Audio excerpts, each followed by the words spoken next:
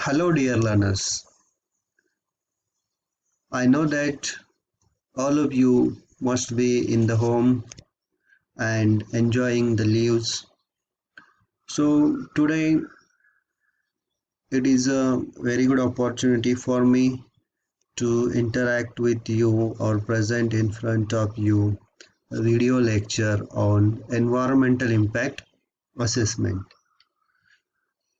So, I have prepared video lecture for you. So, my dear friend, this is first time for me to present academic content with the student with the help of this e-learning methodology. So hope you could understand me. Also you can comment on video whether you like or not. So since this is my first attempt, your suggestions are always welcome. So please do the suggestions and comment on this video because your comment and suggestions will help me to improvise the video content and lectures. So with this we are starting with environmental impact assessment.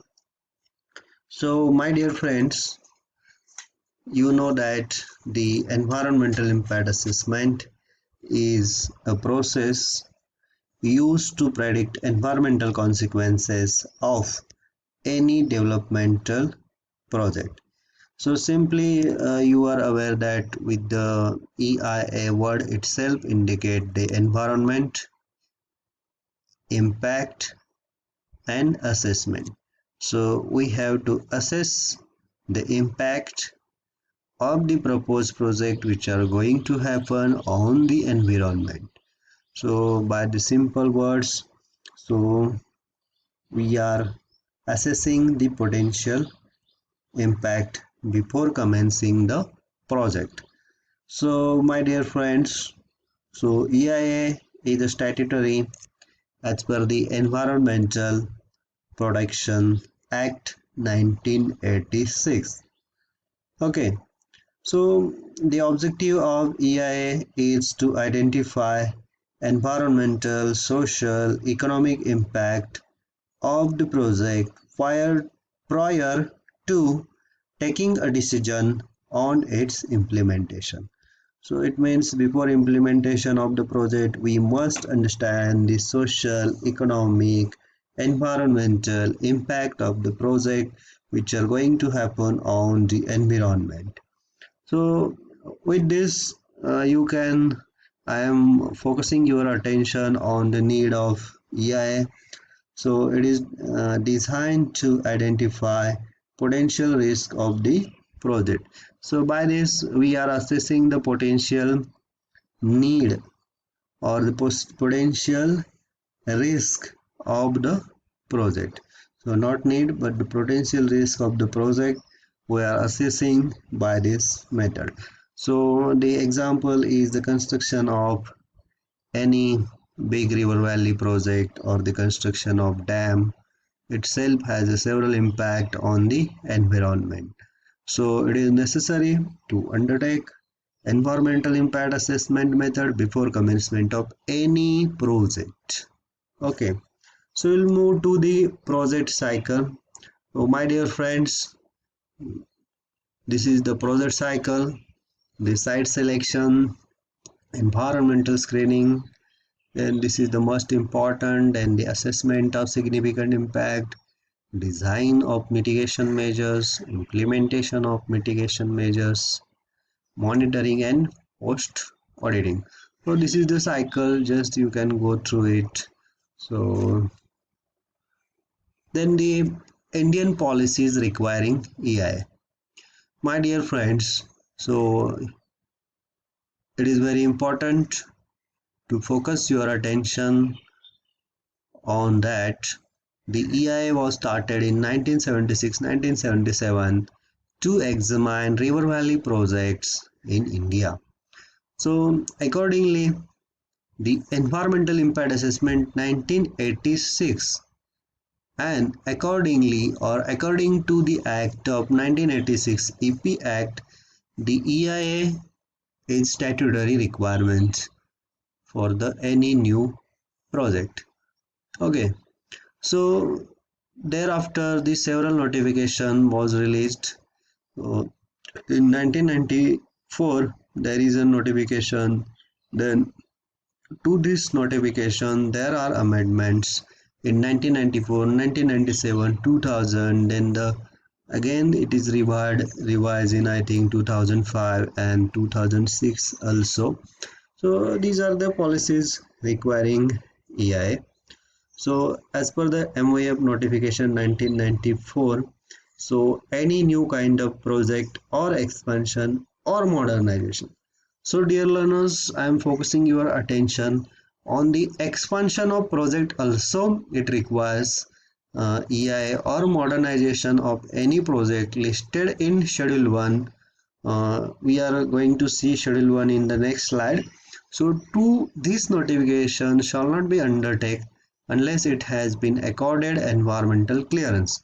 So we must have to accord or to get sanction from the environmental clearance by the ministry so that we can able to start new project or we can able to expand our project. Okay, so by this notification you might be clear that any kind of new project or expansion of project which are listed in the schedule 1 which need to accord environmental clearance by the central government or the Ministry of Environmental Forest. So we are moving to the schedule 1. So this is the schedule 1 or the list of projects which require environmental clearance. So these are the nuclear power project, river valley project, port and harbors, petroleum, refineries, chemical, pesticide, petrochemical, bulk drug, exploration of oil and gas and their products, synthetic rubber, asbestos, hydrocyanic and acid and its derivatives, metallurgic units, chloralkali project. Then this is the list also increasing up to the dyes, pulp, paper, distilleries, etc. and so on. So this is the ecologically sensitive area notification specially created for the limited to geographical area. Then the steps involved in EIA. So my dear friends, these are the steps involved in EIA.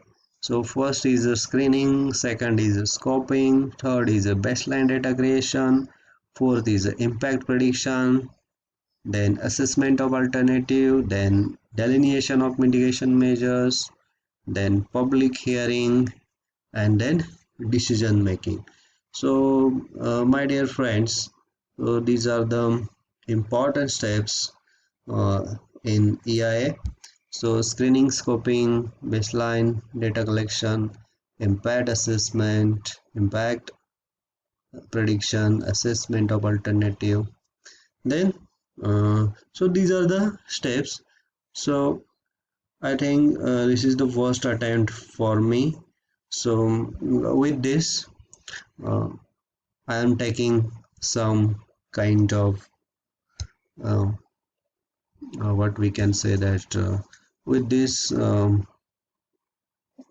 just I am taking some break and then again I am preparing a video for you on these steps. So my dear friends, these are the steps involved in EIA. These are very important, and with the view of exam, the question is arising in your examination or they are asking to you the steps involved in EIA or how to carry out EIA or which are the steps involved in EIA, like that the questions are there. So with this I am planning to give you one formula for this, and if you are using that formula then it is easier for you.